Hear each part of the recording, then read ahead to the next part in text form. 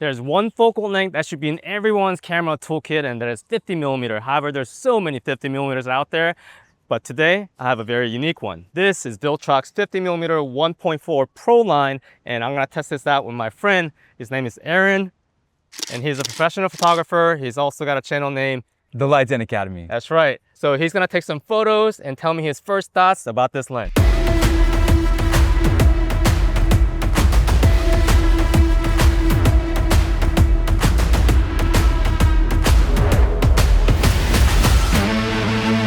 All right, so we just took a bunch of photos. This is Aaron's first time, well, semi-first time using Sony also, but let me know what you think, man.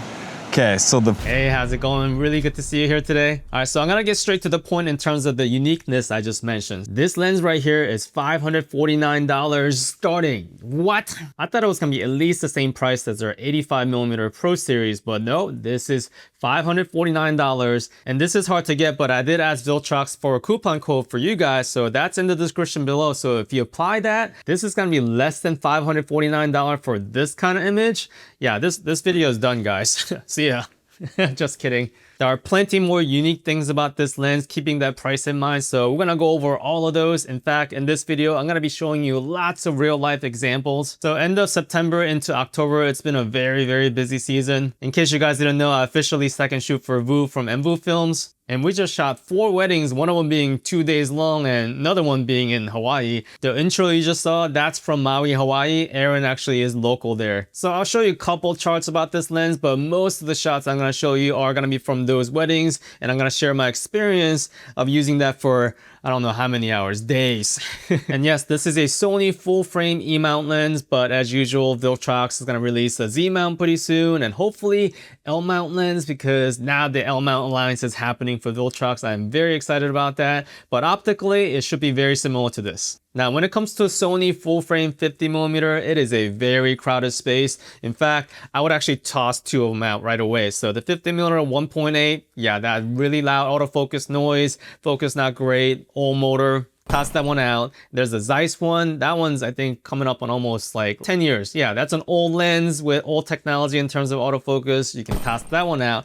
But when it comes to Sony G Master 1.4, that is going to be the gold standard in terms of 50mm. So I have some footage on that. I did a whole entire little challenge of filming an entire wedding just using that lens. If you want to check that video out, it's going to be right here. But I ended up with this lens right here. So this is the Sigma DGDN 50mm 1.2 aperture. This is a beast of a lens. Now this is also a little over $1,500. So it's not really a fair comparison, but because this lens is so unique, I want to do some comparison with this lens since I have it. And as a disclaimer, yes, Viltrox did send this lens for me to test. However, this is not a sponsor video. In fact, I reject all sponsor video for reviews, especially because I like talking about gears in terms of pros and cons, and this lens is no exception. There's some limitation with this you should definitely be aware of. But first, I want to give you some context in terms of build qualities and things you can't really tell from the pictures. Now, I'll get to the first con of this lens right away, and that is going to be the size and weight of this,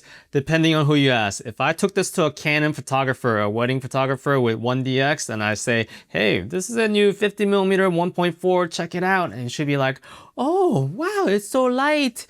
That is not the case if you give it to Sony users. Yes, we're a little bit more spoiled. So Viltrox is saying that this is approximately 800 grams. I don't know why they say approximately. So I have a feeling this might be slightly lighter because they tend to do that. So I'm gonna go ahead and take the cap off and the bottom cap off, and let's find out. All right, this is my trusty food scale, which is no longer a food scale obviously anymore. And it is, it is heavier than 800 grams. Okay, now it makes sense why they said approximately. This is 809 grams. And to compare to this Sigma 1.2 50mm, this is gonna be lighter, isn't it? Oh, wow, 737 grams. So it is heavier than this lens. But still, both of these are within gimbalable specs. Now, this is the gimbal I'm using. This is Juin Crane 4, which is perfect about the size and the weight of that kind of lens. So all the example you see in this video, it's gonna be from this gimbal. And then I did attach the DJI Osmo 360 on the actual handle itself. And that's how I was able to get these kind of 360 shot. But I'm not gonna lie, like it definitely weighed on my wrist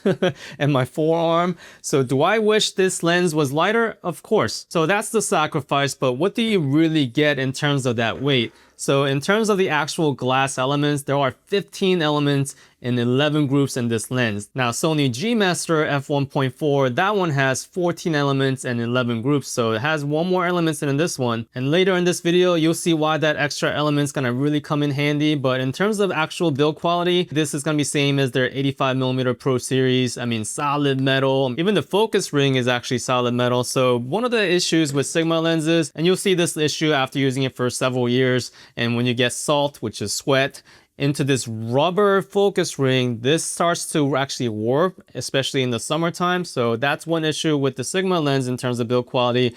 But I mean, both of these are really solid, guys. It has this very raised rubber gasket for weather seal. I mean, for build quality, you just cannot believe this is $550. Now, there is one thing I noticed, and I experienced this with my 85mm. If you saw that video, I kind of mentioned this. So the focus ring has a very slight, there you go, squeak to it. So I thought there was a possibility that 85mm copy that I got had that issue, but it seems like it's a pretty common thing with this Pro Series, but it does eventually actually get smoothed out. Just letting you know, if you get this as a brand new lens, you're gonna hear that a little bit initially, and as you use it more, that noise will be diminished. But in terms of actual smoothness, it's pretty smooth. It doesn't really bother me much.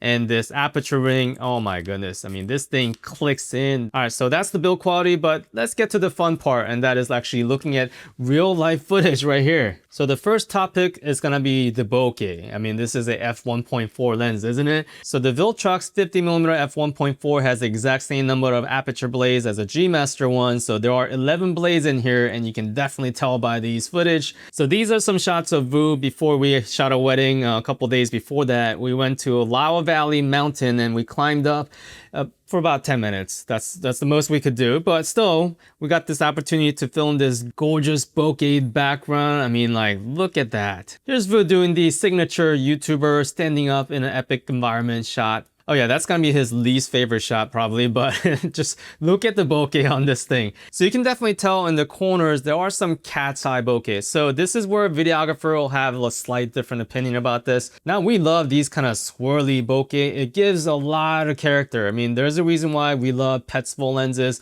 Now this is not as dramatic as a Petzval lens, but it's got that little vintage vibe to it. I actually love this. I don't want clean, perfectly circle bokeh everywhere, especially towards the corners. And here's an actual footage from that wedding from Hawaii, and you can tell like that bokeh is beautiful. And here's another good example what foreground bokeh looks like versus the background bokeh. This is a wedding we did pretty much right after we came back from Hawaii. Yeah, and if you're wondering, man, I wish I want more bokeh, maybe I want f1.2. I have to tell you guys, even with this lens at f1.2, I rarely use it at f1.2. There is a certain point where it's just too much tone. And you might be looking at these footage and going like, oh man, there's something to it though. I know it kind of looks like vintage, but there's something to it. And that is because this lens right here in the middle especially, this is one sharp lens. All right, so here's a shot of Aaron. This is shot at f1.4, and pay attention to where the water is breaking, right where the focus plane is, and look at the sharpness on that water. Look at the sharpness around his hair and how it renders. I mean, like, this is one sharp lens.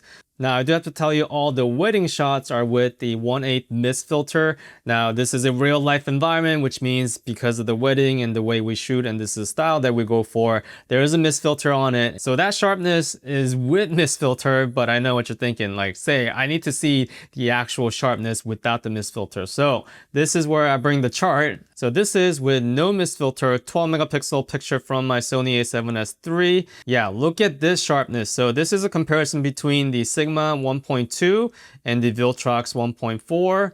In the center, that is unbelievably sharp, both of them. And I didn't really expect this. If you go to the edges even, like that is really sharp edge for being $550. I would say it's pretty close to the Sigma 1.2. Like, I can't tell the difference between these two.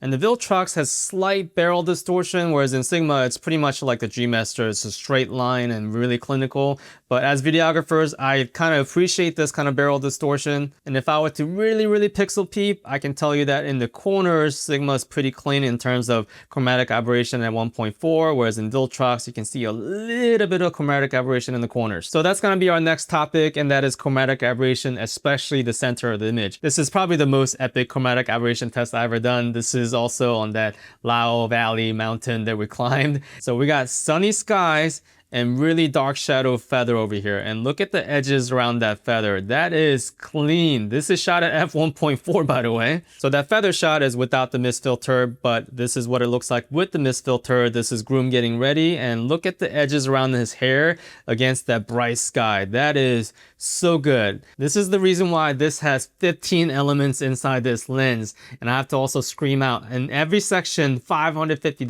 $550. That kind of result, that is unheard of. A lot of the budget lenses, these are going to be the weak points, the sharpness and the actual chromatic aberration, but this is standing tall against like a lot of these really expensive lenses. So that is pretty unreal. So the next one, also kind of unreal, and that is going to be flares and contrast of the image. This test, I just point this directly at the sun. So this is where you get to see the trailing flare and how much of the image is actually washed away, but this is standing off its own. Here's some better real life examples. I would never directly shoot towards the sun, but this is very much something we would do.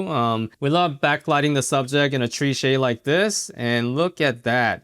I love that veiling flare, by the way. So that flare is gonna be unique to this lens, so it is subject in some sense, but I love that. But most importantly, it's keeping that detail and the contrast. So when you apply this to real life, and I did take off my mist filter for this also, and I am purposely shooting towards the light, by the way, so we light all our receptions, and look at the flare and look at the details on that. Yeah, that is pretty good for $550. All right, before we go over the most important thing about autofocus lens, I want to tell you guys one more thing that actually really surprised me also, is that this lens right here does really well in terms of focus breeding. First, here's the focus breeding of Sigma 50mm DGDN f1.2, and there is some focus breeding here.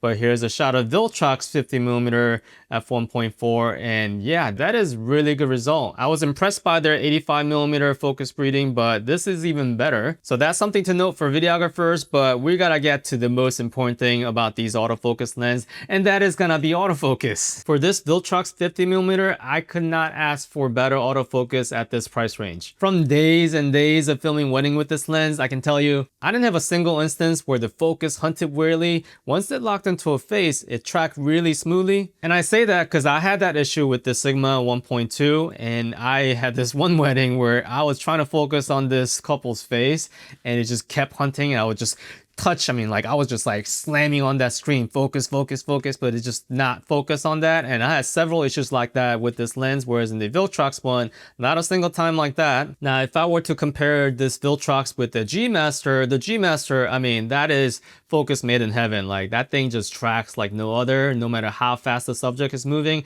Whereas in the Viltrox one, if you really, really get picky at it, there are times when the subject is moving really fast back and forth like this on the dance floor, and you can kind of see a couple frames that it is trying to keep up. So maybe the motor torque is not as fast as the G Master, or maybe Sony on a Sony glass, they do some magic. But in terms of video autofocus, that's the only thing I could tell from G Master versus this Viltrox. But when it comes to photos, this is where the con section is. For single photos, it's fine. The autofocus is snappy. As long as the lighting is pretty good on the face, it'll find that face every single time and it won't miss. However, when it comes to burst photos, now this is going to be common among all Chinese third-party lenses, but if you run towards the lens directly and do a burst photo, you're just not going to get close to 100% hit rate. For that instance, that was about 77% hit rate, so there's that. But when Aaron did the burst photo sideways, yeah, that was 100% hit rate right there. In fact, some of these photos are so far, I'm totally posting that on IG. So let's revisit that word unique. So this Viltrox 50mm 1.4 has silent motor, nano coating, weather seal, metal body construction, great autofocus, especially for video. Image quality like this. Yeah, this lens should not be $550 or less if you use my coupon code, hopefully.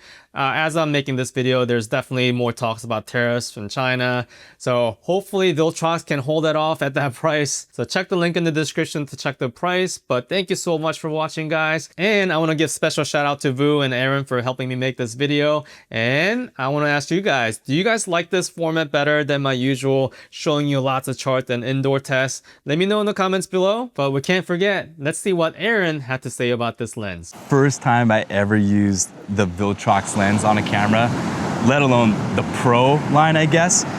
It was pretty interesting. First off, when I use a lens, I notice like the weight of it. If it's more premium, you're gonna have more glass, it's gonna be a little bit heavier. This one, being premium, but still like great quality at a lighter weight. I really appreciate that as a wedding photographer because I like to use primes. And so this lens would be something that I would definitely be interested in using. 6 hours later. Felt like it was able to keep up pretty well, especially for a lens that I've never tried before. So yeah, it was great. Great All right. first impression. Here, how much you want, man?